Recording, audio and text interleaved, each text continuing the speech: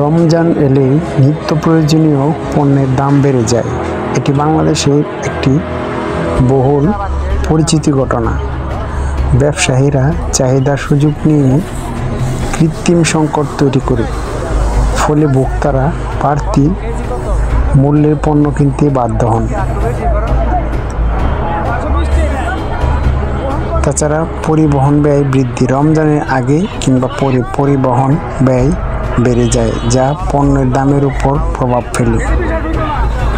সঠিক বাজার তদারকির অভাব, সরকারের বাজার নিয়ন্ত্রণ ব্যবস্থা দুর্বল হলে অসাধু ব্যবসায়ীরা তার সুযোগ নিয়ে থাকে। এর জন্য সমাধান হতে পারে সরকারি নজরদারি ও মনিটরিং বাড়ানো। বাজার নিয়মিত অভিযান পরিচালনা করলে ব্যবসায়ীরা কারসাজি করতে পারে না। ভোক্তা অধিকার সচেতনতা বৃদ্ধি, জনগণ যদি দাম দেখলে অভিযোগ করতে পারে, তাহলে বাজার নিয়ন্ত্রণ সহজ হবে। বিকল্প আমরা কিছু উৎসাহিত করতে পারি বাজারে, যেমন পাইকারি মার্কেটের পাশাপাশি অনলাইন বা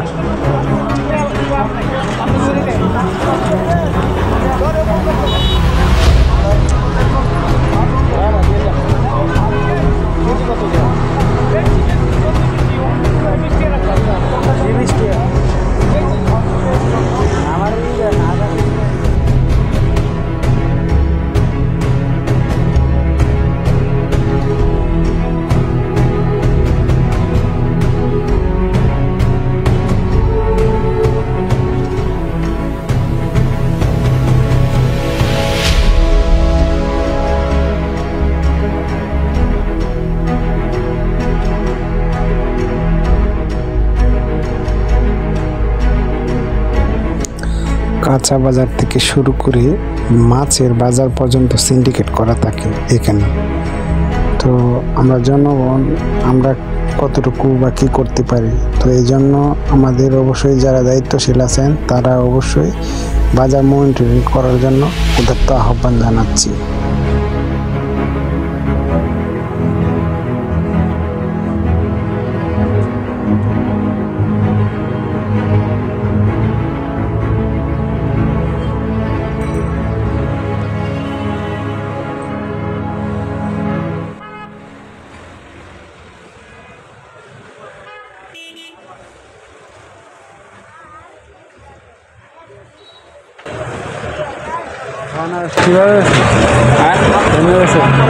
কালি 40, 4টা 40, আর এরা 4টা 50।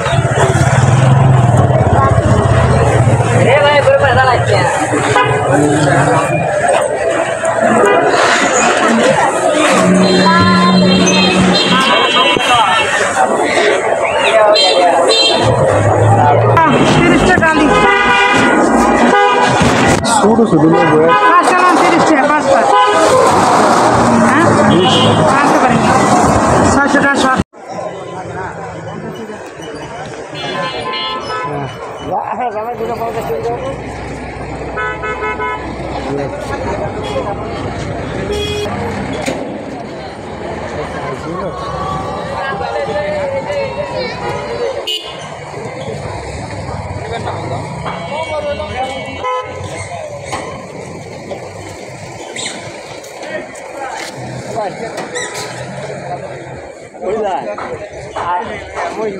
আরো থাকবে মানুষ মানুষ বাটা নি সাইকেল